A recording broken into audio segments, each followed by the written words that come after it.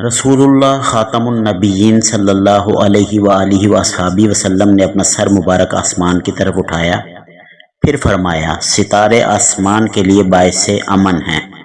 جب ستارے چلے جائیں گے تو آسمان پر وہ وقت آ جائے گا جس کا وعدہ ہے، یعنی فنا، اور میں اپنے صحابہ کے لیے باعث امن ہوں۔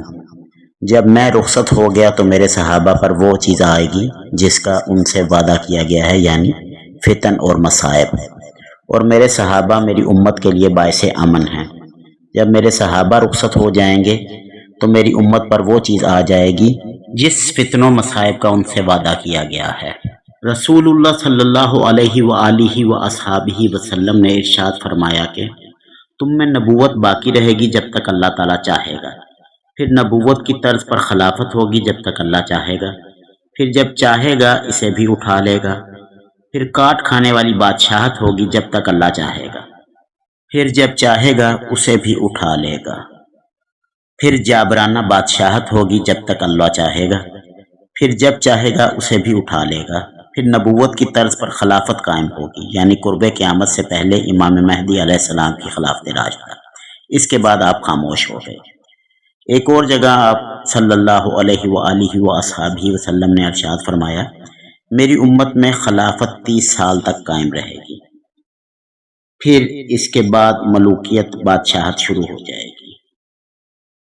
سیدنا ابو بکر رضی اللہ تعالیٰ عنہ کے 2 سال، سیدنا عمر رضی اللہ تعالیٰ عنہ کے 10 سال، اور سیدنا عثمان رضی اللہ تعالیٰ عنہ کے 12 سال، اور سیدنا علی علیہ السلام کے 6 سال، شمار کر لو تو یہ ہو گئے پورے 30 سال، اور پھر امیر معاویہ رضی اللہ تعالیٰ عنہ کا دور ملوکیت شروع ہو گیا۔ اچھا، کتب احادیث میں صحیح سند کے ساتھ تقریباً 200 احادیث ہیں جو کہ واقعہ کربلا کی وجوہات کو سمجھنے کا احاطہ کرتی ہیں۔ ان میں سے چند ایک کا خلاصہ میں یہاں پیش کر رہا ہوں۔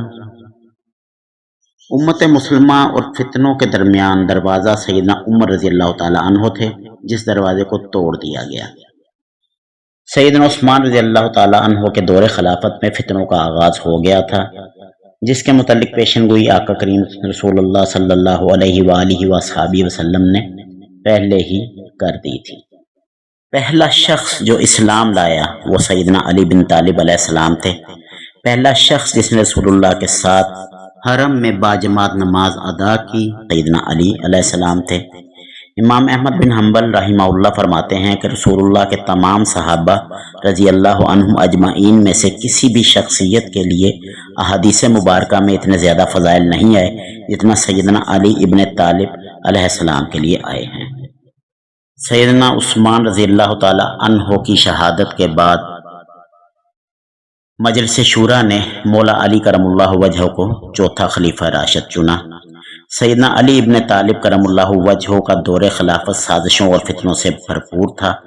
گورنر شام حضرت امیر معاویہ نے قتل عثمان کے قصاص کو آڑ بنا کر بیعت کرنے سے انکار کر دیا، اور اسی وجہ سے دونوں میں جنگ و جدل شروع ہو گیا۔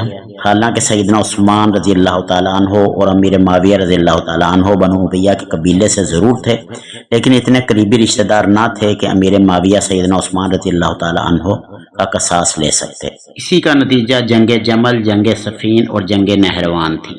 اما عائشہ سلام اللہ علیہا جنگ جمل کو لے کر بہت پریشان ہوئیں اور اسے اپنی غلطی قرار دیتی تھیں۔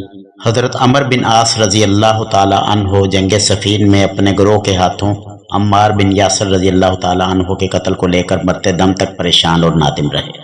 سیدنا علی کرم اللہ وجہہ کی شہادت کے بعد سیدنا حسن علیہ السلام کو خلیفہ چنا گیا، جنہوں نے امت مسلمہ کے وسیع تر مفاد میں اہم شرائط کے ساتھ حکومت امیر معاویہ کے سپرد کر دی، جسے صلح حسن کے نام سے جانا جاتا ہے۔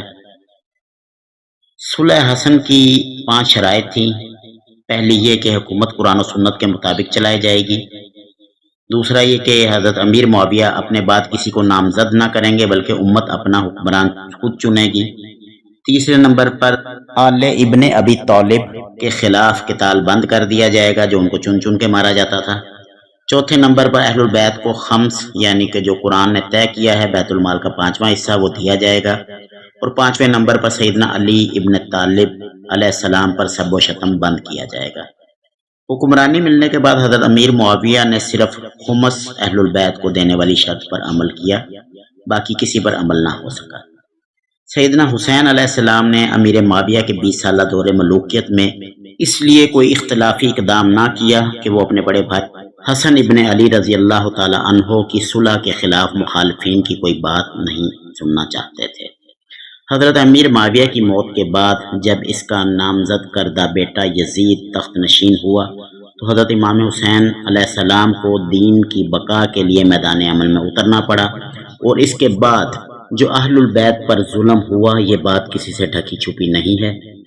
ناقدین جتنی مرضی تعویلیں گھڑ لیں، لیکن اس ظلم اور بربریت کے اثرات امت مسلمہ اپنی محکومی کی شکل میں آج تک بھگت رہی ہے۔ اور یہاں میں اپنے ایک پسندیدہ شاعر حضرت وقار امبالوی رحمہ اللہ کا شعر کہنا چاہوں گا: اسلام کے دامن میں اور اس کے سوا کیا ہے، ایک ضرب ید اللہ ایک سجدہ شبیری۔ انشاءاللہ اگلی نشست میں اس موضوع کو کنکلیوڈ کرنے کی کوشش کریں گے کہ اس کے بارے میں ہمارا کیا موقف ہونا چاہیے اور ہمارا کیا طرز عمل ہونا چاہیے واقعہ کربلا کے متعلق۔